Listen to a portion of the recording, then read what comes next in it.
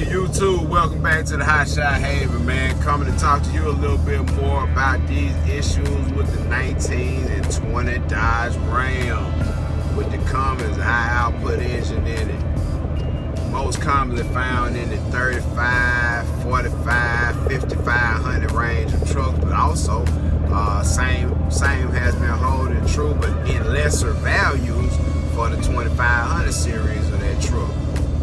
But engine calibration, I want to go a little bit more in depth on engine calibration when it comes to a diesel engine. First and foremost, we have to realize or understand how a diesel engine makes power. What occurs is the intake stroke, the air is drawn into the cylinder. Compression stroke, the air is squeezed. At the top, dead center position of the piston, when it comes up to compress the air, fuel is injected into the combustion chamber, which on a diesel engine is not in the head. The combustion chamber is part of the piston. It's the bowl of the piston. Okay, now that we understand that combustion chamber is only a part of the piston, and the head is providing the flat sealing surface, you'll start to understand why the compression is so high on a diesel. That air is squeezed until it's a very high pressure, and as a byproduct, it creates a lot of heat. So when the fuel is injected at a specific time, it's ignited almost immediately. There's flame propagation and flame fronts that have to travel. But because it's under such high pressure, it basically comes out and ignites under a very high load pretty much simultaneously. Boom, boom, boom. You get good clean boom.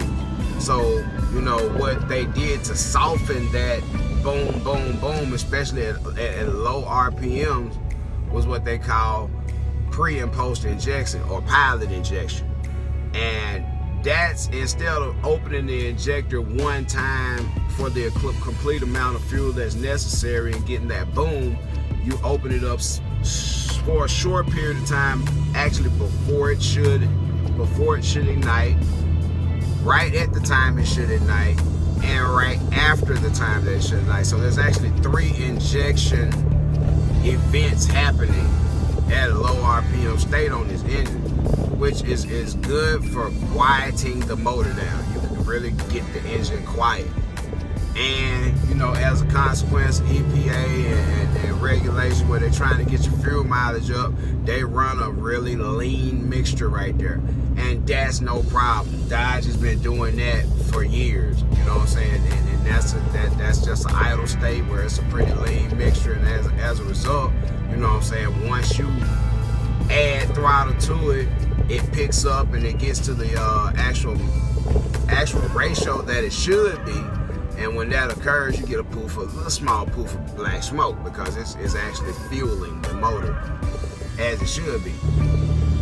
During the process of power production, one of the main goals in a diesel engine is to create the optimal amount of cylinder pressure at the optimal RPM that the camshaft is suited for that engine. So wherever that camshaft pretty much comes to life should actually be the same place that the turbo actually comes to life, and that should also be the same place where the fuel rate is increased and the torque peak comes to life. All that coincides. So when you screw around with it, it changes parameters in the engine. Okay, so my best theory about what is going on, and it's only a theory, but it really does make sense if you understand how diesels work and how you hurt a diesel motor. A lot of times you hurt a diesel motor in a high load, low RPM situation right around peak torque, 1650, something like that on the Cummins. 15, 14, 1600, right in that area where you feel like this truck should get out and chug like a 15-liter Cummins. And that ain't what these motors do.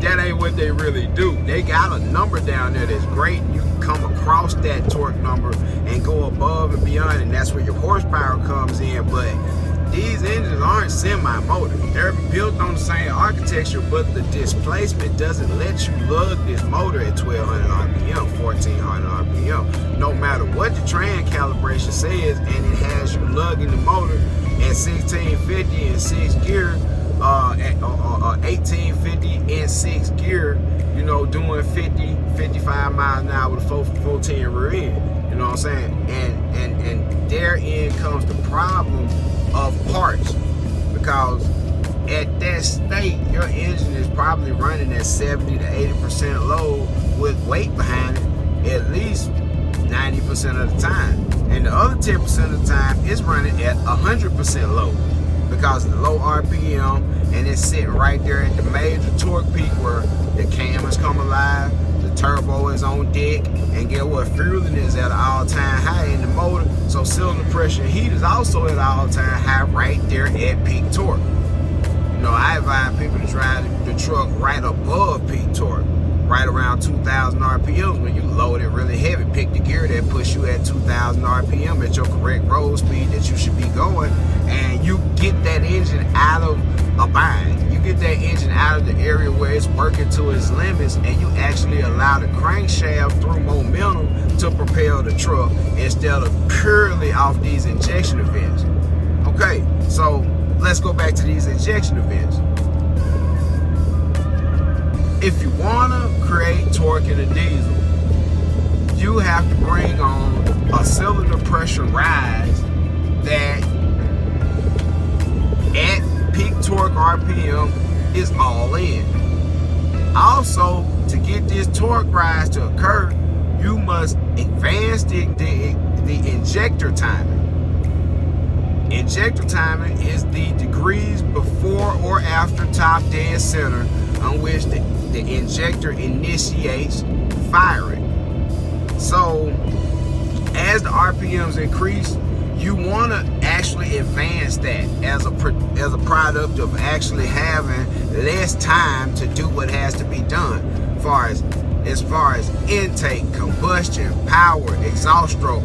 All this stuff is happening very quickly, so as RPMs increase, you have less time to do these 4 events, 4-stroke engine. So these 4 events are happening extremely fast. So you have to actually start that injection process a little bit before the piston becomes all the way at top dead center in order for the combustion to occur, the power to be produced, and it be in time enough to shove the piston down with force and create a power stroke before all that stuff has missed it, and that's happened and gone, and you don't have time. It's exhaust stroke now. Time's up. But what has happened is, in order to meet the demands of power numbers and things like that, you have to augment these parameters to create more power in the diesel. I'm gonna let y'all in on something. With the correct timing, the only thing you need is extra air and extra fuel, and you can turn the diesel up until it pushed the head up off the motor. Like, you can turn this scooter to the ceiling. You can have 1,000 horsepower coming out here if you can get enough fuel to the motor and enough air to the motor. You can have 1,000 horsepower Cummins. I don't know what your transmission gonna do, but you can have 1,000 horsepower Cummins with 1,500 foot-pounds of torque out here with the right selection of parts and having enough air and fuel get in that motor and compress, squeeze, bang, blow, and you got 1,000 horsepower coming. You can do that simply by turning the fuel up. But OE manufacturers, they need to meet emission standards. They also need to meet fuel mile per gallon, you know, averages and ranges for the company in order not to mess up their EPA credits and their environmental status. So how do you get more power from a diesel while maintaining pretty much the same fuel mileage or better, therefore not adding any fuel and still get more power?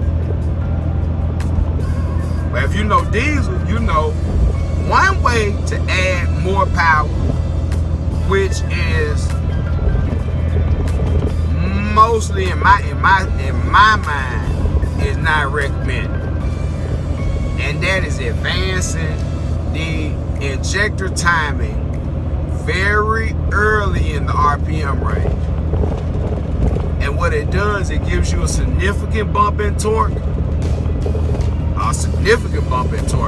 It changes the way the throttle feels. It's a lot more immediate. And you're not really injecting any more fuel. You're just injecting it early while the engine is at low speed.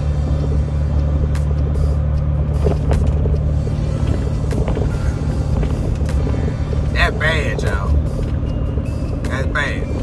Even for guys that got tuned engines and everything like that, if you got a set of parameters in your tuner that says this is a 30 horsepower tune, no timing added, and this is a 30 horsepower tune with timing added. You know what I'm saying? Those 30 horsepower tunes could have a difference in torque production of 20 foot-pounds of torque, 30 foot-pounds of torque, because of the way they're adding the 30 horsepower.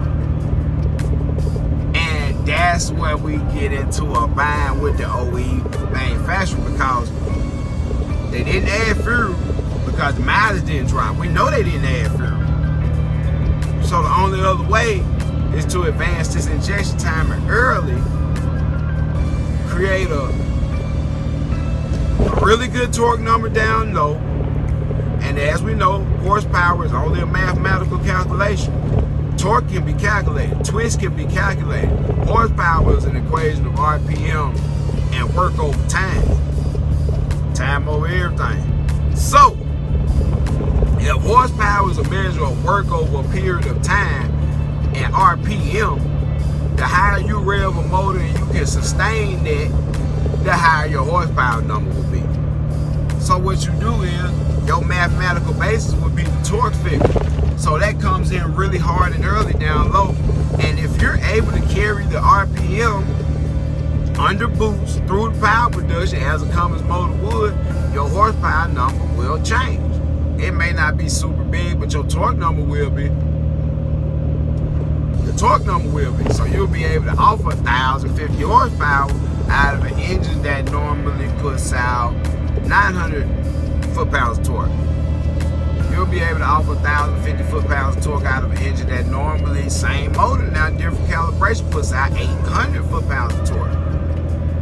Even when they had the 5.9, you'll be able to offer a 325 horsepower version of a 5.9.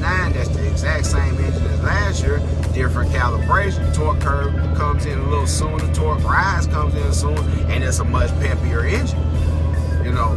But by advancing the timing at a low RPM, this engine is in a high stress environment, in a high stress situation. It's sort of similar to lugging the engine.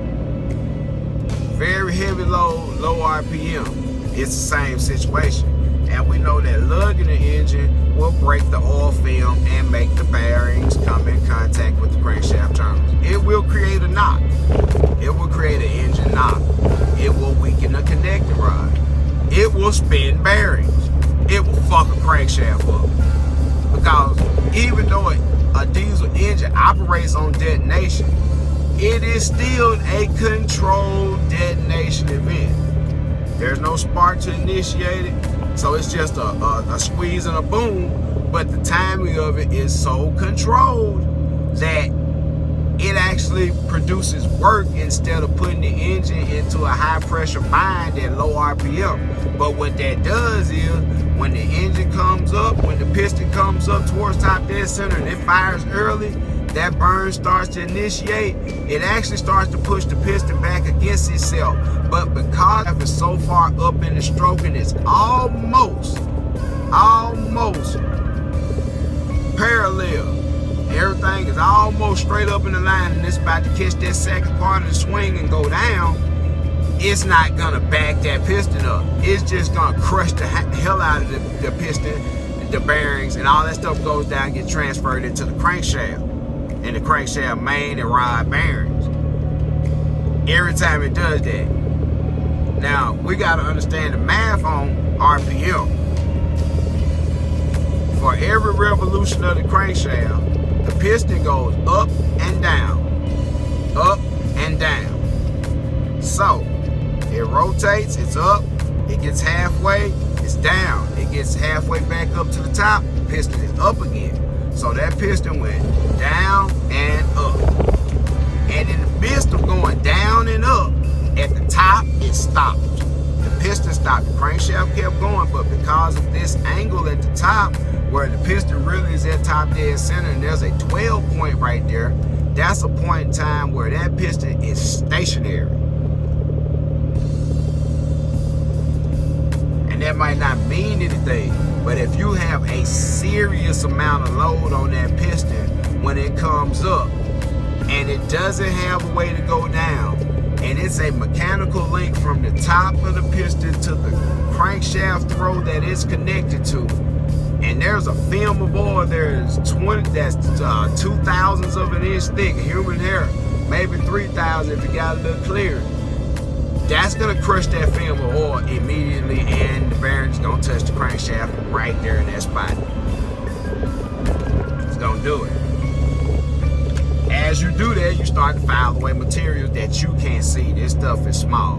You ain't gonna notice it at first. You're gonna start filing away bearing material and create a clearance. That's when it will become an audible noise that is very faint. But if you listen to your engine, you're like, man, my engine's got a little extra bump or a little extra tick to it, because the graphite block is muffling.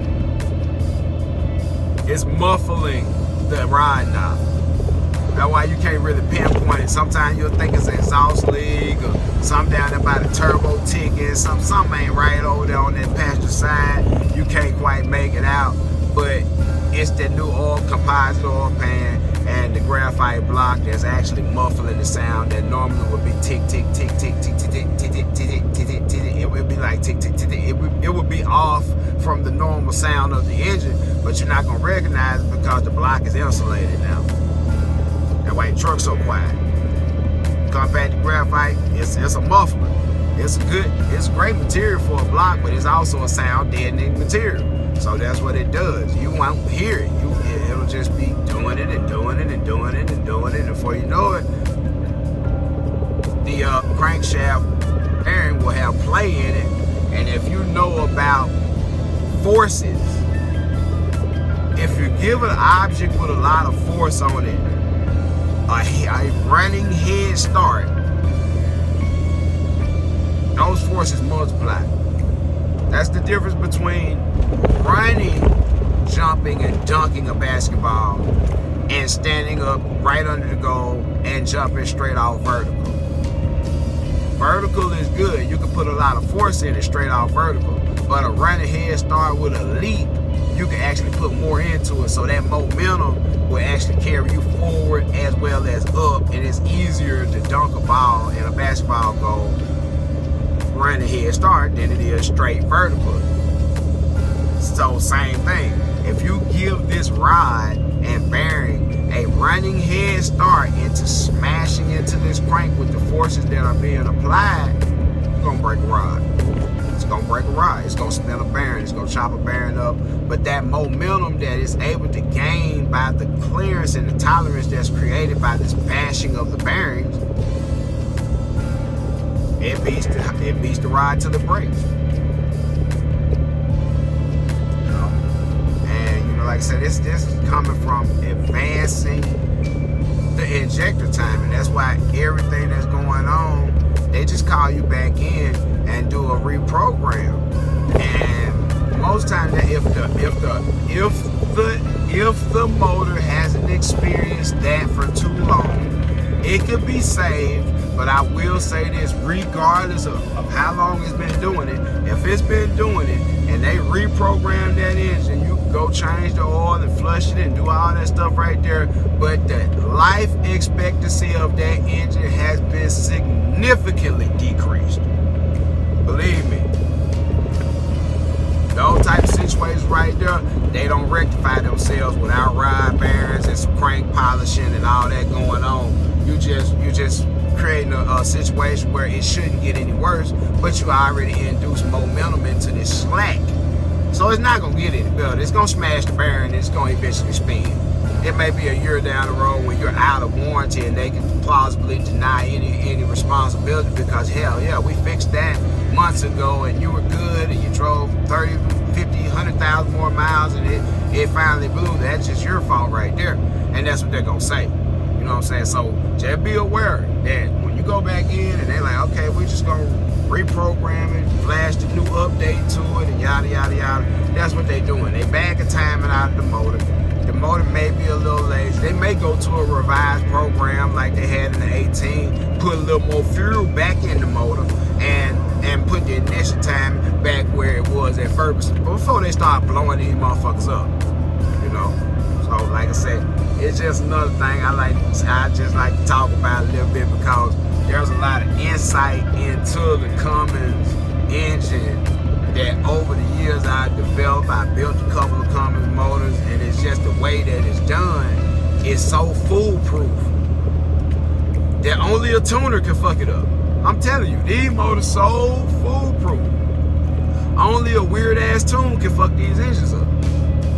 As far as that's concerned, catastrophic engine failure, stuff like that, something's got to happen in the injection process that's not right to screw with one of these engines, man. You don't drop valves in these motors like talking about it without extreme combustion temperatures like the 45 and 5500s were doing, drop valve seats and all that old shit right there.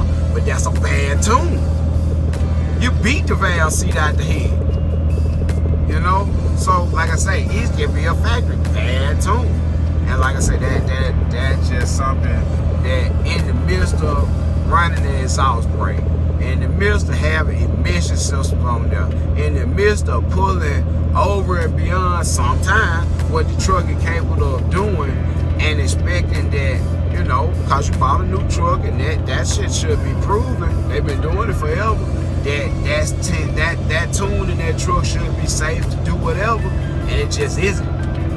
And we're waiting on the revisions, and we're hoping everybody have a good ownership experience with the truck post these updates. But at the same time, I ain't buying now. 2022, y'all see me, but nope. 2022, y'all probably see me. And get what? You might not see me then, cause y'all know I got a lot of shit up my sleeve. So hey, 2022 might kick my ass. I might go get a old dually, a 06 dually, or some shit like that, or 08 dually. I don't care. I ain't just go do something, have some fun, but at the same time, yeah, that's just another thing for you to think about when you talk about these 19 to 20 RAM and the updates and why things are the way they are. So, you know, until next time, like, comment, subscribe, you know, hey, click them notifications, get them crunk up like we go live.